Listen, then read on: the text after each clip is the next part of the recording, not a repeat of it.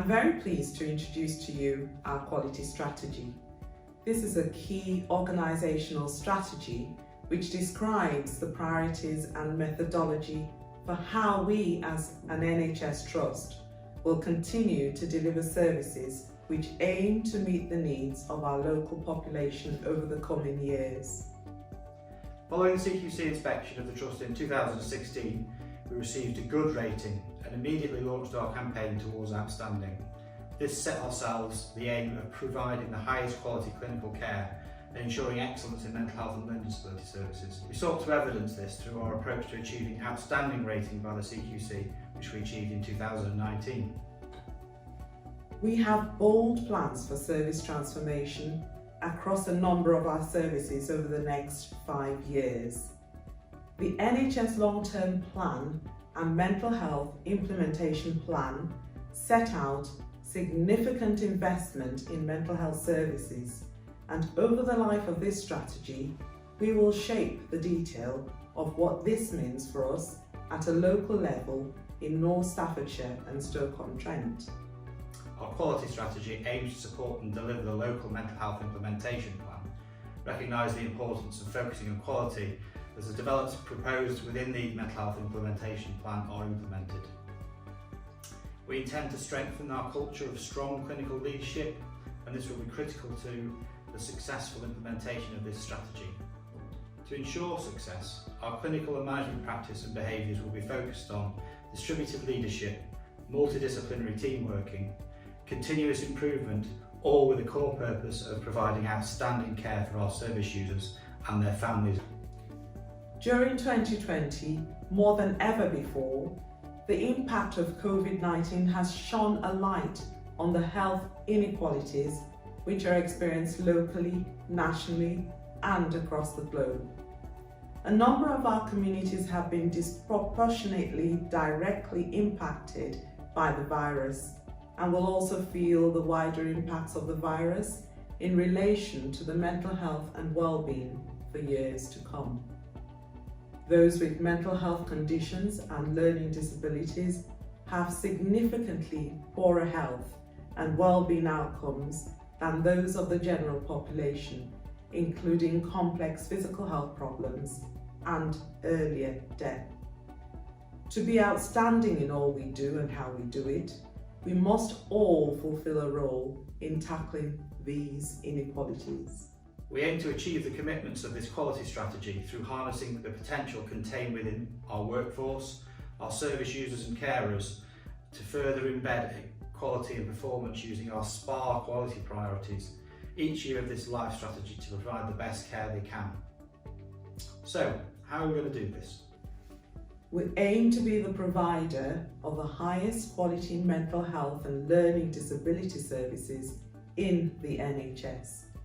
We will be relentless in our pursuit of identifying and reducing harm, including human, process and systemic errors which could cause harm to people. In mental health, this will also include self-harm and suicide. We'll have clear cycles for reviewing the effectiveness and responsiveness of our service provision with key partners across health and social care, including most importantly, service users and carers. Our clinical staff will provide interventions and care which is evidence-based and targeted to the population we serve. It will make use of the latest technology and innovation to ensure effectiveness.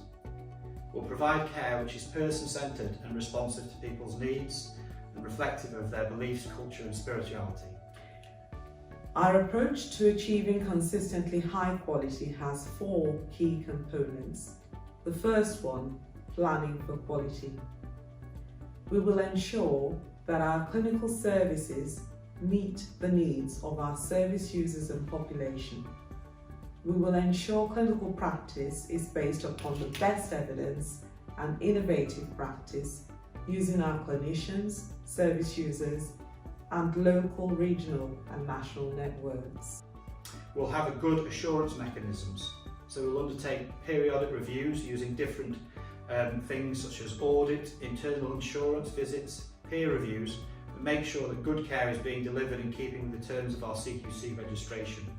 We will identify and deliver actions to address any identified deficits. The third, quality control. We will have effective operational management which will monitor performance and quality metrics in clinical services and intervene when necessary to ensure quality is maintained. This will include the use of safety huddles, team meetings, and reviewing quality as part of day-to-day business as usual. And lastly, quality improvement.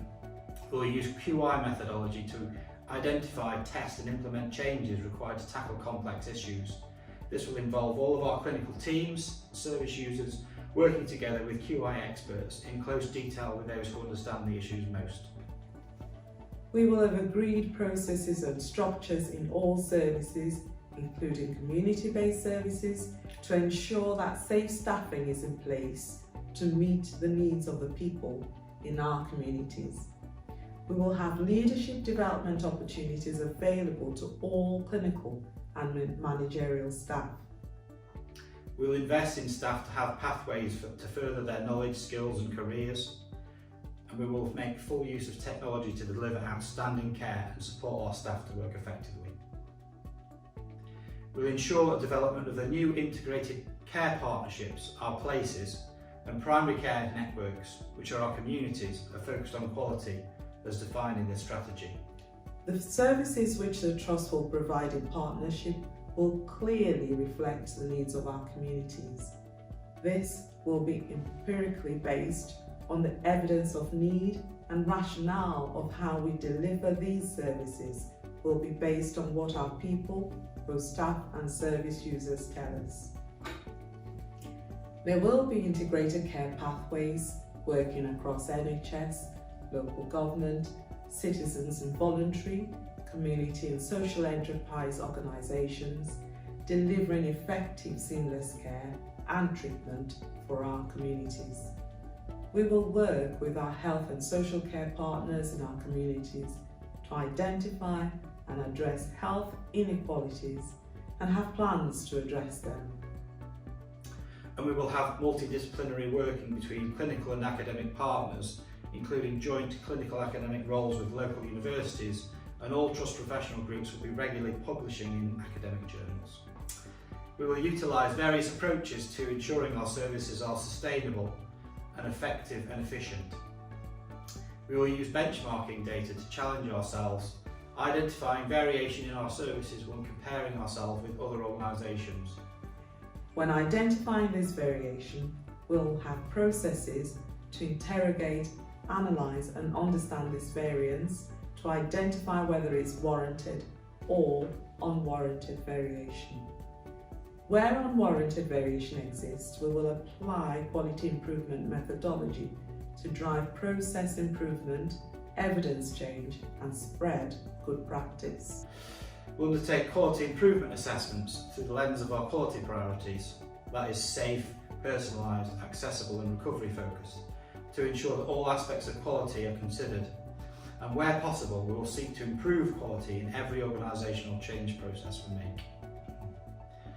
We will use technology appraisals in redesigning our services to make sure that models of care incorporate innovation and enable us to respond to the needs of our communities. Many thanks for taking the time to learn a little about our aims and ambitions for our quality strategy as we look beyond 2020. I really look forward to hearing your views and working with you all as our fantastic future unfolds.